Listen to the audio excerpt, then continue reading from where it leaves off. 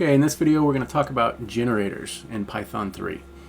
So a generator is essentially a function that pauses its execution and stores its state in memory until the next execution, and then it resumes its execution.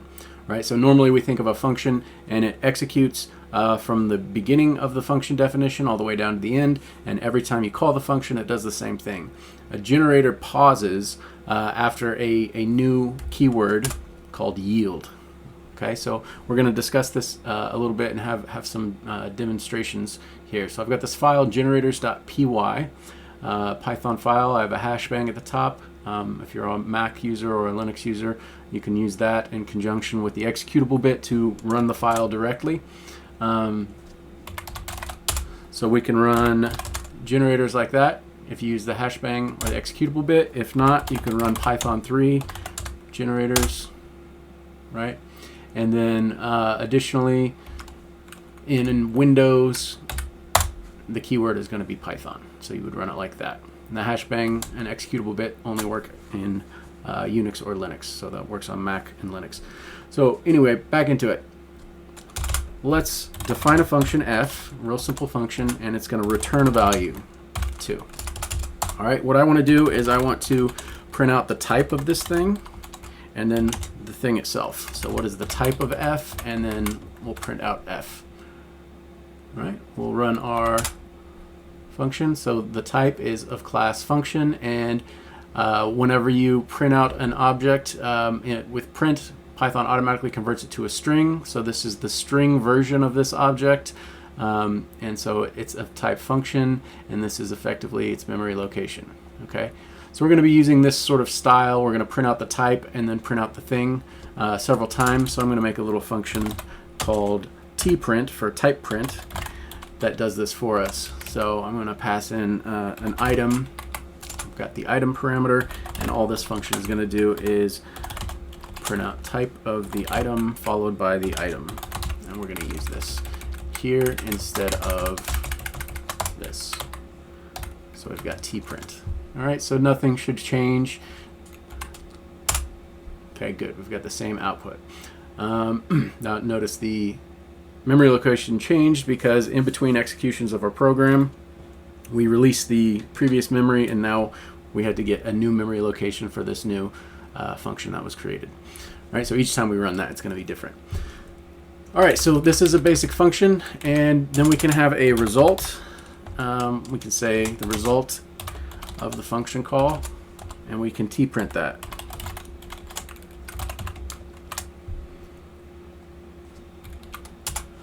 All right, result is 2. Now notice, I'm going to copy and paste this. I can do this multiple times, and every time I get the same result because this function executes starting from the very beginning of the function, and we could have several other lines of code here. Right? We could say x equals 0, x times equals 5, x plus equals 2, return 2. Or return x. All right, so every time we run this, it's just some arbitrary lines of code. Every time it starts at the beginning and goes all the way until it encounters a return statement, then we return that value. The next time we run the function, we don't continue at this return statement. We start at the beginning of the function again. Okay, so this is a function, standard operating procedure. Everyone should be fairly familiar with that. So a generator, I'm going to define a generator, and you define it the same way. It's just a function definition. I'm going to call this gf because this is a generator function. I'm going to pass on that for now. I'm going to make sure I say generator function. Okay, and what this does is we can do something similar, but we're going to use a yield statement. So I'm going to yield 1, then I'm going to yield 2, then I'm going to yield 3. Okay, so let's type print that and take a look at our generator function.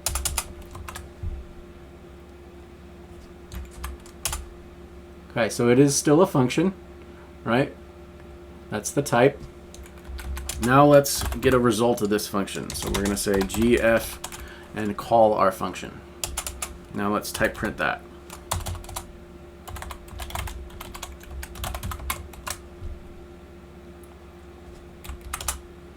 That gives us a generator object. Okay, so the generator function gives us a generator object.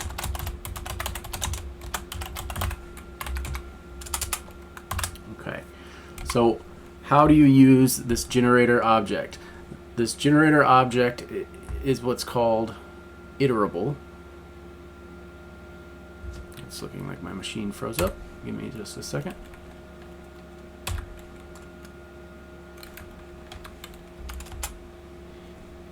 All right, we're back.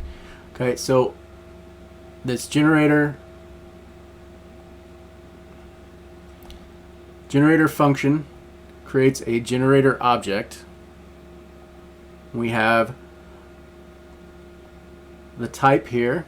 We see generator object, right? It's at a different memory location. So what can we do with these generator objects? Well, these generator objects are iterable.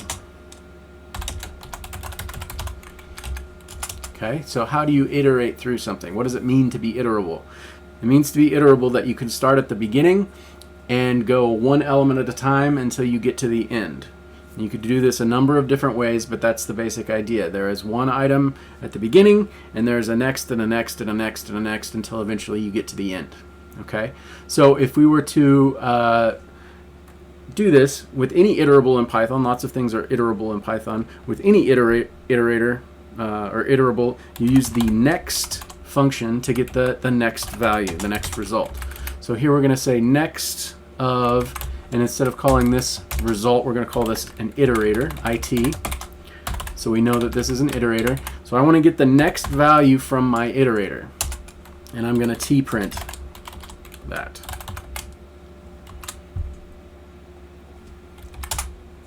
Okay, so this gives us our first value. So what's happened is the function executed from the beginning, and we encountered the yield, and so it returned 1. I'm going to get the next item from our iterator again. So the first time, next stops at this yield, returns that value. But then the next time we call next on our iterator, the function resumes execution where it left off. So this was the last line of execution, and so now it continues. So that's one thing generators do. They basically pause execution of the function. It saves your place where you are executing in the function, and it also saves any variables or anything that was in memory while executing that function. So anything that's in the scope of this function, memory-wise, is preserved, right? So as we go through, we're basically just running the function exactly where we left off, and all the variables have the same values they did when we stopped. Okay, so that's sort of the difference between that and something like this, which is just a normal function. You don't preserve any memory, and you don't resume execution from where you previously left off. Right, so this is a generator function, and we are iterating through, and I'm going to do 4 total next calls on my iterator. Now we're only yielding 3 values, so we're going to see what happens when we do this. Okay, so we see the 1 was yielded, the 2 was yielded, the 3 was yielded, and then we see traceback. So this is an exception was raised, and it's the stop iteration exception. So that's what happens whenever a generator runs to completion. Okay, so when we get to the end of the code block, the stop iteration exception is thrown, right? So what we can do here is we can say try. I'm going to try to do this thing, and if we get the exception stop iteration, then we're going to say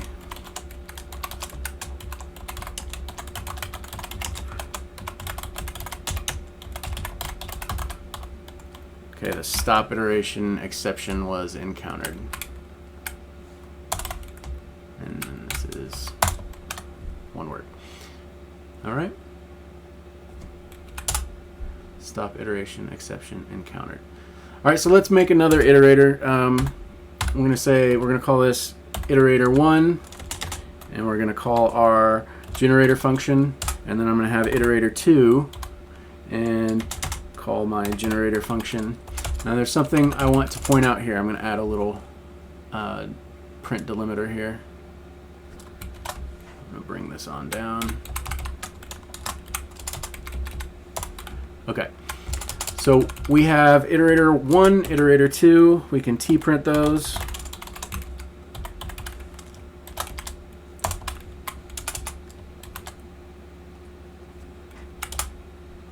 Okay, so we get 2 more generator objects at different memory locations, right? And my result can be iterator 1. I want to call next on that. And I want to t-print that. And then I'm going to do the same thing for iterator 2. All right? And we run this. Notice they both yield 1 because they are 2 separate instances of the iterator. Okay, so the iterator, again, starts somewhere and goes 1 item at a time until it gets to the end. Right? Iterator 2 is an iterator as well, and it starts at the beginning, just like iterator 1 starts at the beginning. So every time you call the generator function, you're getting a new iterator that starts at the very beginning of whatever it's iterating through. Okay, so you can have multiple iterators that might be further down the line in that iteration process, and then create another iterator, and that other iterator is going to start at the beginning. Okay, so that's very important to understand about iterators. All right, how are iterators used? The most common way you'll see it used is in a for loop. So we're going to use iterator 1 here. And we can say for item in our iterator 1, print item.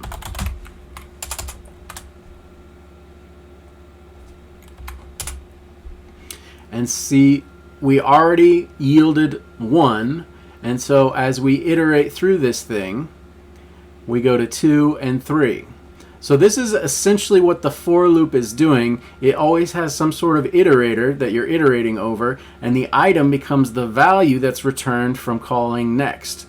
So we can rewrite this for loop in terms of a while loop. So the for loop syntax is really just doing some fancy things for us, but we can recreate that with a while loop. So we're going to do a while loop with iterator 2, and let's say while true,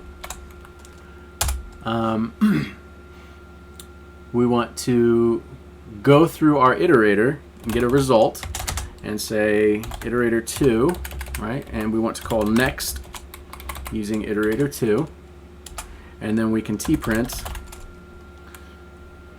I should probably t-print that up there too. We're going to t-print our result, right? And we can run this, and so we get the same output, except we have this sort of stop iteration exception that was thrown. So really what we need is a try except around all of this. So if we see the stop iteration exception, we're just going to pass and do nothing. All right, and this should eliminate that exception at the bottom. Okay, so this code here is effectively what's executing anytime you have a for loop. So there's some iterator here, or some iterable, and what happens is it tries to go through this loop as many times as it can, and it prints. It will call next on that thing, right? And so this portion is effectively what's in the body of the for loop, right? So this is obviously much more concise, right? That's why we use this syntax. But we can recreate anything we can do with a for loop, we can do with a while loop, right?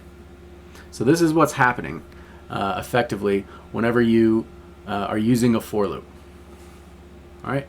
So that's the basics of what a generator is. How can we use one of these things in a sort of reasonable way? What's something we might do? So here's a program we're going to make with Fibonacci numbers. Okay, so I can go back to my terminal and we can run Fibonacci, right?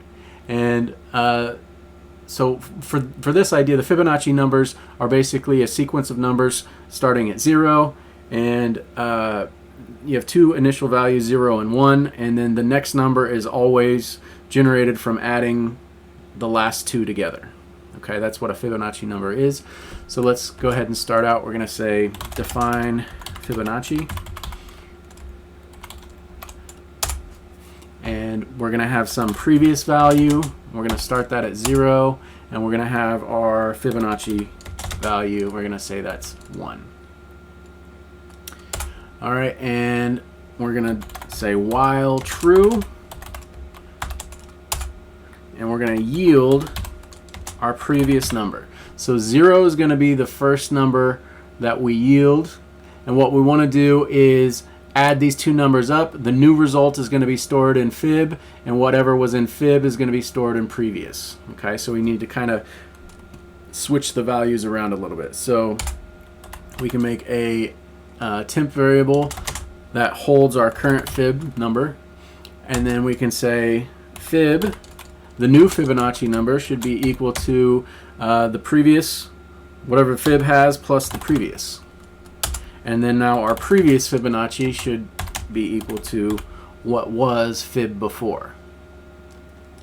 Okay, now this, we're going to run this real quick, but this is going to be an infinite loop. Okay, so when we run this function, we get an iterator. We'll call this our Fibonacci iterator.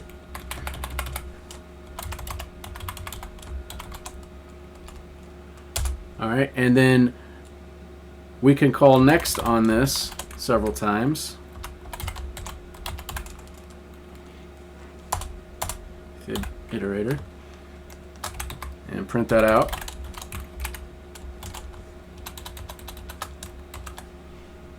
Okay, so this should give us our Fibonacci numbers starting at 0, then 1, then 1, then 2, then 3, right? So we'll see what this looks like.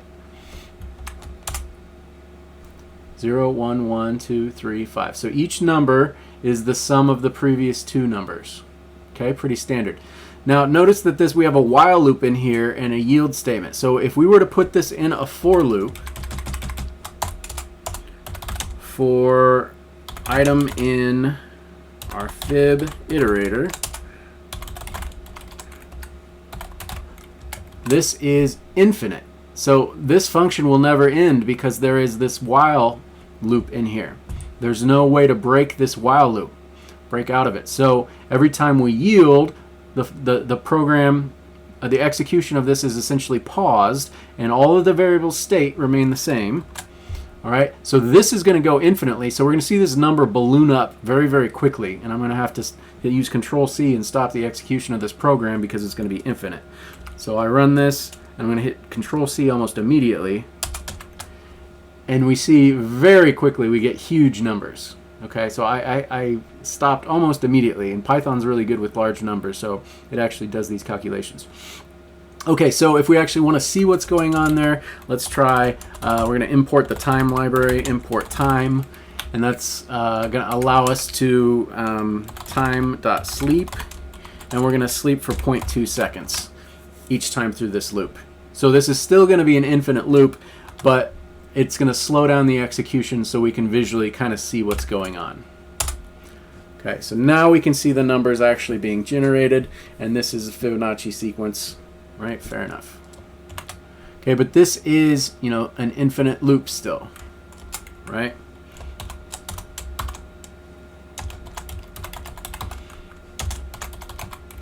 Okay, so we're gonna paste. Let's see. There we go. I'm gonna comment that out, and then we're gonna do something else here. We're gonna make our Fibonacci iterator. But I'm going to say for I in range 20, So this loop's only going to run 20 times. Now I'm going to print the next of my fibint, or fibit. So fib iterator. Okay, so now we've put a limit on how many executions happen here. So we can still do time.sleep 0.2, so we can take a look at this as it executes. Okay, so those are the first 20 values.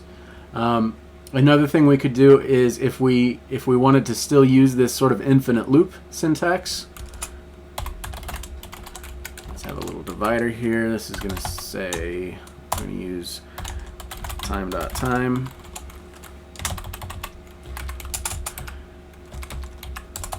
Instead of an infinite loop, so we do need to create a new Fibonacci iterator, but we do want this to stop at some time, right? So this version is an infinite loop. We're going to make a while loop that's not infinite. So we're going to say while, first we need a starting time, time.time.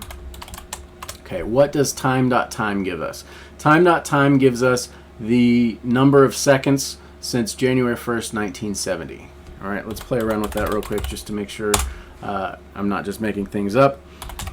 I'm going to import time, and I'm going to say time.time, and we see some large value here. So what is this value? If what I'm saying is true, that it's the number of seconds since 1970, January 1st, then I should be able to divide this value by 60, and that should give me the number of minutes. I should be able to divide this by 60, and that should give me the number of hours, because there's 60 minutes in an hour. I can divide this by 24 to give me the number of days, and then I can divide this by 365 to give me the number of years. Okay, and this is 2022, so 1970, 2022 minus 1970 is 52 years. Okay, so that is, and every time I execute this, you see the value changes a little bit, but it's still 52 years. Okay, so that's what time.time gives us. And this is a really nice way of sort of measuring time, or making sure things only execute in for a certain amount of time. So what we have here is we have a start variable that's going to have time.time, which is the number of seconds since 1970. And I'm going to say while time.time is less than my starting time plus 4 seconds. Okay, so this while loop is guaranteed to just run for 4 seconds. And I've got this 0.2 sleep in here, right? So that means how many of these values are going to be generated? Well, with 0.2 second pauses, I can generate 5 every second. And so 5 times 4 seconds should give me 20 values, just like we had up here. And it might be a little off depending on how fast the computer executes, right? So this is all we're doing. We're timing this. We're making sure that this loop only runs for 4 seconds. And we've got a new Fibonacci iterator, and we want to print out the next of our Fibonacci iterator. All right, and then we'll pause for 0.2. Okay, so these should do the same thing.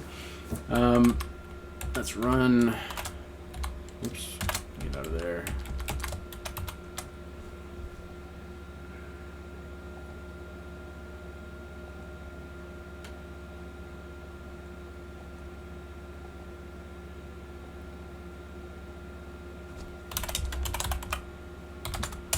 We're going to run generators.py, and sorry, we need to run Fibonacci.py. Okay, so there's the first one, and now we're doing time.time, and it should stop after about 4 seconds. And sure enough, we got to the same values. All right. But this is just one example of how you can use generators. They store their state. They store where they left off executing after the yield function. And you can do this with lots of things. Notice this one was an infinite series, right? So any kind of series that has a starting point, if it has an ending point or not, you can use these generators to mathematically construct that series, right? You could do this for prime numbers. You could do this for all sorts of things. So that's sort of the idea of generators. They allow you to construct a series of numbers that you can iterate through. All right, so that's sort of the introduction. So that's all we have for this video. Thanks for watching.